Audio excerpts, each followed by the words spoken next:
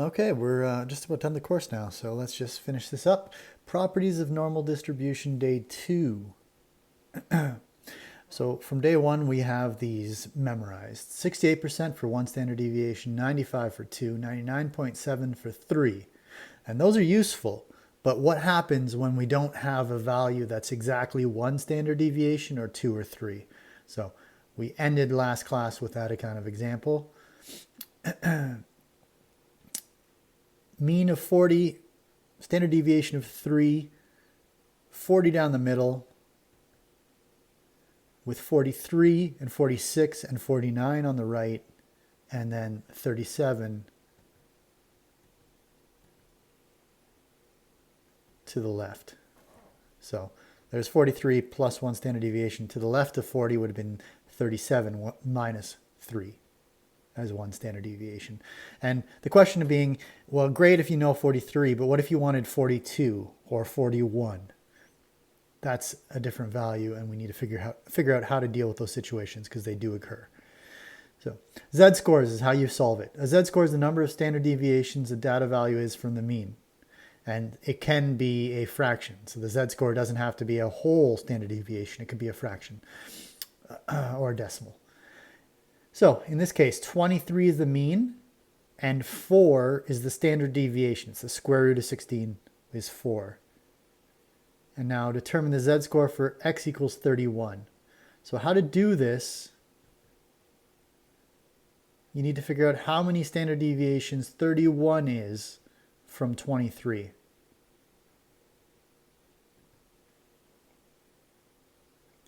So 23 plus 8 is 31, and that's 2 standard deviations. Possible z-score indicates the value lies above the mean. Negative z-score, the value lies below the mean. But we haven't got the formula for a z-score yet, so we need to do that.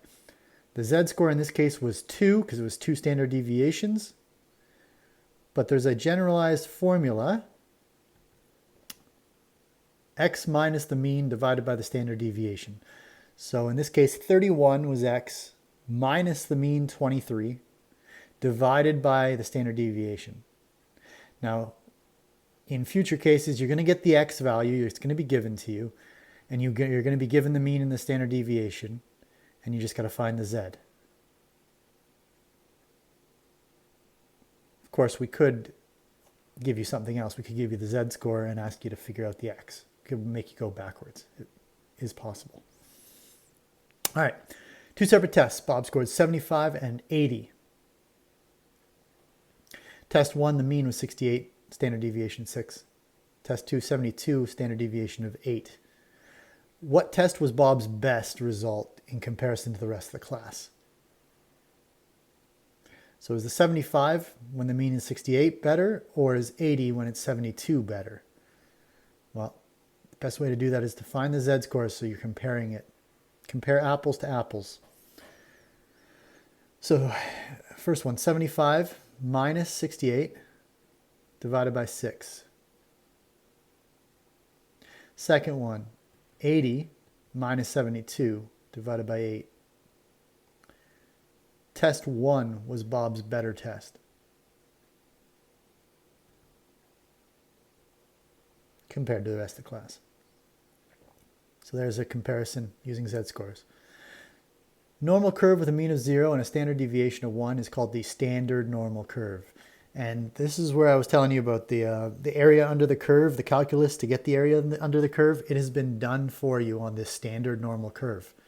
The standard normal curve with mean of 0 and standard deviation of 1 has all its area under the curve calculations done for you.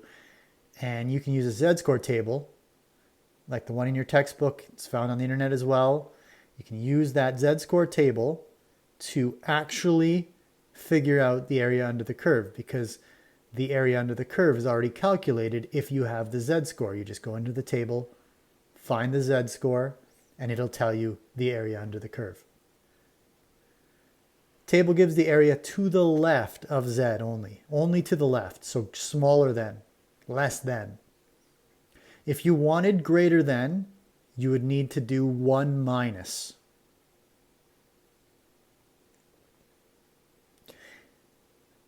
in tomorrow's, or not tomorrow so much as the next lesson, you're going to have a interval, and we'll show you how to do an interval where you want to be greater than this but smaller than that, and you have an interval. We'll show you how to do that. But right now, all we're looking at is either it's less than, and you get the value in the z-score table, or it is greater than, and you do 1 minus that value. Using a z table to determine the following properties or probabilities on x approximating n, where 0 is the mean, 1 is the standard deviation. So probability z is less than 0. Less than 0, remember, draw the normal curve and put 0 in the middle. And if you look to the left of it, it should be 50% or decimal 5.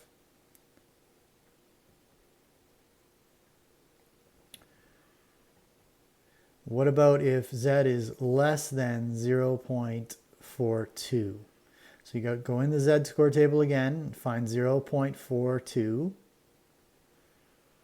So the 0.4 is on the left-hand side of the column, and then the 2 in the hundredths column is across the top. So 0.42, and you find the value, 0.6628.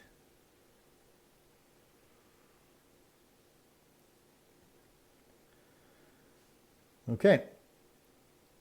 Z is greater than negative 1.9. So greater than is a 1 minus situation. You want the greater than. So find your z-score of negative 1.9 and do 1 minus.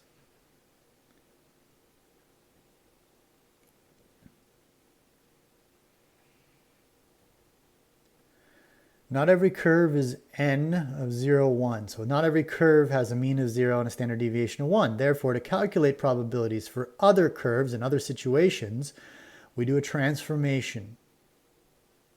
And the way you do the transformation, otherwise known as standardizing, is to just find the z-score. Consider the value x equals 10 on this particular curve where the mean is 13 and the standard deviation is 2.5. That means 10 minus 13 divided by 2.5, and you get 1.2 standard deviations below the mean. It has the same position as the normal distribution of z equals negative 1.2 on the standard normal curve. So in terms of the calculus, in terms of the area under the curve, they're the exact same. And the answers will be the same as far as percentages. So, cosmetic powder is machine packaged in a process that puts approximately 50 grams of powder in each package. So the mean is 50. Actual masses have a normal distribution, mean of 50.5. Standard deviation is 0.6. What percentage of packages contain less than 49.5? So 49.5 is the x, minus 50.5, which is the mean, divided by standard deviation of 0.6. So 49.5 minus the mean divided by standard deviation gives you your z-score. You want less than. So go straight into your z-score table and find whatever is negative 1.67. They're the exact same. The z-score of negative 1.67 is the same as what's in your z-score table. So for 49.5, it is the same as negative 1.67. It is 0.0475, so about 4.8% of the boxes will be less than 49.5.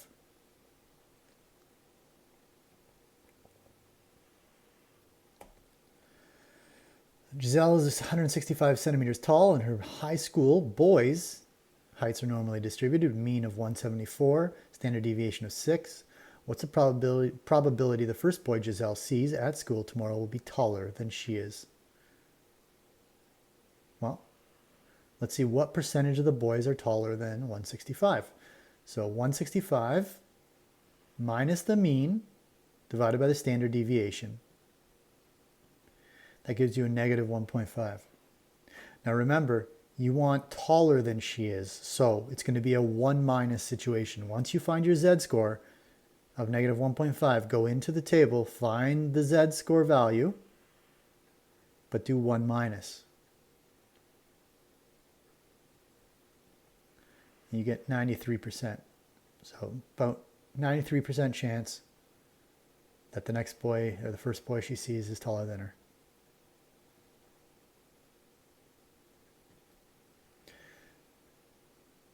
One to 3, 7, and 9 in practice. Good luck.